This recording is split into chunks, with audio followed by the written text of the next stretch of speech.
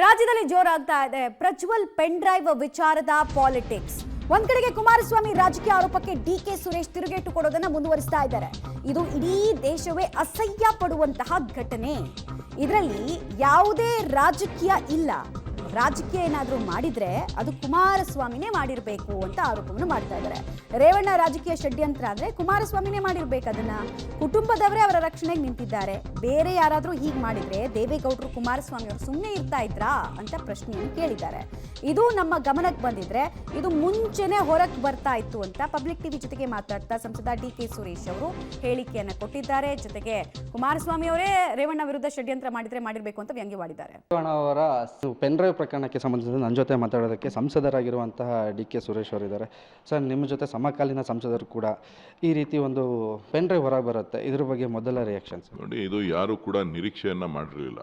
ಬಹುಶಃ ಮಾಜಿ ಪ್ರಧಾನಿ ದೇವೇಗೌಡರ ಕುಟುಂಬದಲ್ಲಿ ಈ ಥರದ ಪ್ರಕರಣಗಳು ಆಗಿಂದಾಗೆ ಸದ್ದು ಮಾಡ್ತಕ್ಕಂಥದ್ದು ಹೆಣ್ಣು ಮಕ್ಕಳಿಗೆ ಮಾಡ್ತಕ್ಕಂಥ ಅಗೌರವ.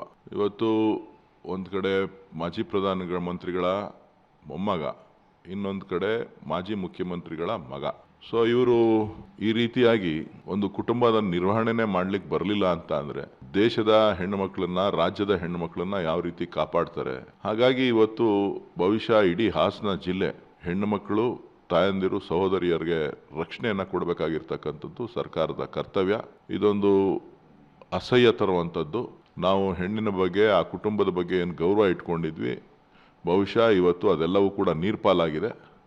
ಇವತ್ತು ಇದಕ್ಕೆ ನೇರ ಹೊಣೆಗಾರರು ಆ ಕುಟುಂಬನೇ ಹೊರತು ಬೇರೆಯವರಲ್ಲ.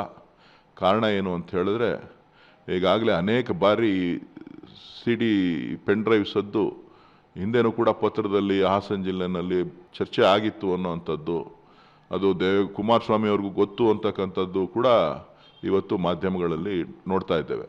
ಗೊತ್ತಿದ್ದು ಕೂಡ ಅವರನ್ನು ರಕ್ಷಣೆ ಮಾಡ್ತಾ, ಅವರನ್ನು ಪೋಷಣೆ ಮಾಡ್ತಾ ಇದ್ದಾರೆ ಅಂತ ಹೇಳಿದ್ರೆ, ಬೇರೆಯವರಾಗಿದ್ದಿದ್ರೆ ಇಷ್ಟೊತ್ತಿಗೆ ಯಾವ ರೀತಿಯ ಪರಿಸ್ಥಿತಿಯನ್ನು ನಿರ್ಮಾಣ ಮಾಡ್ತಾಯಿದ್ರು ಅನ್ನೋದನ್ನು ಕೂಡ ಇವತ್ತು ನಾವು ಗಮನಿಸಬೇಕಾಗಿದೆ. ಇದು NDA ಅಭ್ಯರ್ಥಿಯಾಗಿ ಆಯ್ಕೆ ಮಾಡಿರುವಂಥದ್ದು ಹಾಲಿ ಪ್ರಧಾನಮಂತ್ರಿಗಳು ಇದ್ರ ಬಗ್ಗೆ ಗಮನ ಹರಿಸಬೇಕು. ಇವತ್ತು ತಾಲಿಬಾಗ್ಯದ ಬಗ್ಗೆ ಮಾತನಾಡೋರಂಥವ್ರು ಹಾಸನ ಜಿಲ್ಲೆನಲ್ಲಿ, ಕರ್ನಾಟಕದಲ್ಲಿ ಎಷ್ಟು ಜನ ಹೆಣ್ಮಕ್ಳು ಬೆತ್ತಲೆ ಮಾಡುವಂಥ ಕೆಲಸ ಇವತ್ತು ನಡೆದಿದೆ ಅನ್ನೋದು ಇವತ್ತು ಇಡೀ ಪ್ರಧಾನಮಂತ್ರಿಗಳು ಇದಕ್ಕೆ ಉತ್ತರವನ್ನು ಕೊಡಬೇಕಾಗ್ತದೆ. ಸರ್, ಈ ಹಿಂದೆ ಈಗ NDA ಮೈತ್ರಿ ಅಭ್ಯರ್ಥಿಯಾಗಿ ಚುನಾವಣೆ ನಿಂತಿರೋದು. ಈ ಹಿಂದೆ ಕಾಂಗ್ರೆಸ್ ಮತ್ತು JDS ಜಂಟಿಯಾಗಿ ನಿಂತಹ ಸಂದರ್ಭದಲ್ಲಿ ಅವರು ಸಂಸದರಾಗಿದ್ದರು. ಕಳೆದ 5 ವರ್ಷದಿಂದ ಸಂಸದರಾಗಿದ್ದರು. ಎಲ್ಲೂ ಇದರ ಬಗ್ಗೆ ಯಾರಿಗೂ ಏನೂ ಸುಳಿವೇ ಸಿಕ್ಕಿಲ್ಲ ಸರ್. ಅಲ್ಲ, ಸುಳುವು ಸಿಕ್ಕಿಲ್ಲ ಅಂತಲ್ಲ, ಅವ್ರ ಕುಟುಂಬಕ್ಕೆ ಸುಳುವು ಸಿಕ್ಕಿದೆ ಅಂತಕ್ಕಂಥ ಮಾಹಿತಿ ಇದೆ. ಈಗಾಗಲೇ ಭಾರತೀಯ ಜನತಾ ಪಕ್ಷದ ನಾಯಕರುಗಳು ಕೂಡ, ಕೆಲವು ರಾಜ್ಯ ನಾಯಕರುಗಳು ಕೂಡ ಸ್ಪಷ್ಟಪಡಿಸಿದರೆ ನನಗೆ ಗೊತ್ತಿತ್ತು ಈ ವಿಚಾರ ಅಂಥೇಳಿ ಸ್ಪಷ್ಟಪಡಿಸಿದ್ದಾರೆ. ಹಂಗಂದರೆ ಗೊತ್ತಿದ್ರೂ ಕೂಡ ಹೆಣ್ಣು ಮಕ್ಕಳ ರಕ್ಷಣೆಯನ್ನು ಮಾಡಲಿಕ್ಕೆ, ಮಹಿಳೆಯರ ರಕ್ಷಣೆಯನ್ನು ಮಾಡಲಿಕ್ಕೆ, ಅದು ವಿಶೇಷವಾಗಿ ಅಸಹ್ಯ ತರುವಂಥದ್ದು ಅಂತಂದರೆ ತಾಯಂದಿರನ್ನ ರಕ್ಷಣೆ ಮಾಡಲಿಕ್ಕೆ ಸಾಧ್ಯ ಆಗಲಿಲ್ಲ. ತಾಯಂದಿರಿಗೆ ಮಾಡಿದಂಥ ಅಪಮಾನ ಇದು ಎಂಥದ್ದು ಅಂತ ಹೇಳಿದ್ರೆ, ಬಹುಶಃ ಹೆಣ್ಣು ಕುಲಕ್ಕೆ ಒಂದು ದೊಡ್ಡ ಕಳಂಕ. ಅದರಲ್ಲೂ ಕೂಡ ದೇವೇಗೌಡರ ಕುಟುಂಬದಲ್ಲಿ ಈ ಥರದ ಘಟನೆಗಳು ಆಗಿಂದಾಗೆ ಸದ್ದಾಯ್ತೈತೆ. ಹೆಣ್ಮಕ್ಳು